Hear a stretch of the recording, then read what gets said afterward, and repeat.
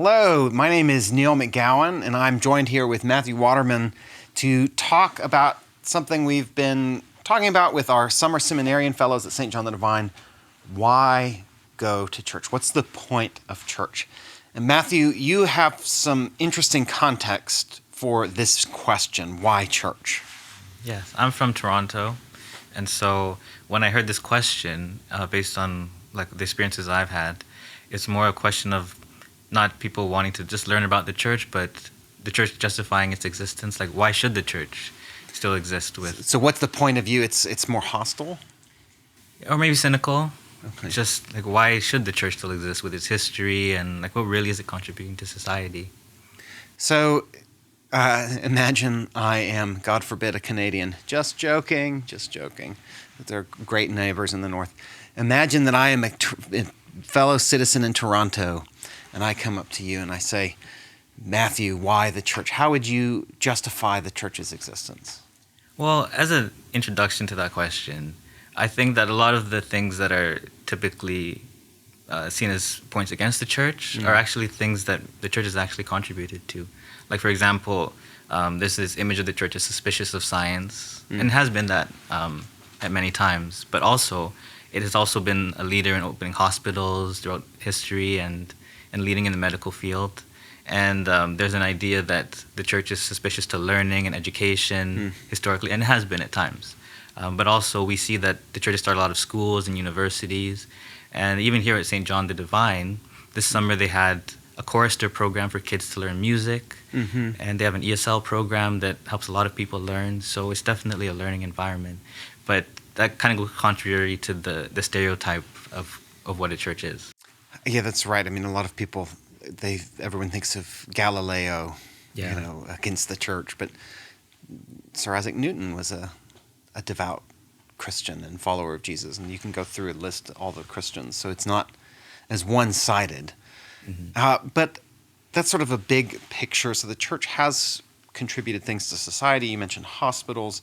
I mean, our whole hospital system is in many ways based off of a model that was developed by Christians in the first few centuries. But that's sort of big picture. I would maybe want to know why the church matters to you. So say I'm a Toronto Canadian, you've given me this answer. Okay, the church, maybe it's not all bad, but why does the church matter to you, Matthew? Yeah, definitely. I believe that the church, like above these things, which they can happen in other places, but also in the church. But I think one thing that's unique about the church is its status as a community community that is unlike other communities that we have. Like, for example, when I finished seminary, my first job was to come back to my home parish as an administrator. And I mean, that's the church where I was baptized as an infant. I've gone there my whole life. And part of it was saying, wow, I've really been in this place my whole life. I've walked up these stairs. I've walked in these rooms. And part of me is like, I need to go somewhere else. But then part of me is also like, this is the one place that I've really been connected to my entire life. And the people here, they know me longer than I've really known myself. So it's a sense of family, deep community, not surface level community. Yeah. And I think, I come from a pretty stable family, but a lot of people don't. And for them, some of them, the church is their only family. And it reminds me of a verse in Psalm 68, which says that a father of the fatherless and protector of widows is God in his holy habitation. God settles the solitary in a home. And so I really resonate with that image of the church, and I think it's meaningful to a lot of people, even to people that have good families. There's something that we do that you reminded me of when we have baptism in the church. We first of you have godparents, and godparents kind of symbolize that it's not just your mom, biological mother and father, but that you have these spiritual parents in the church who are going to help raise you and care for you.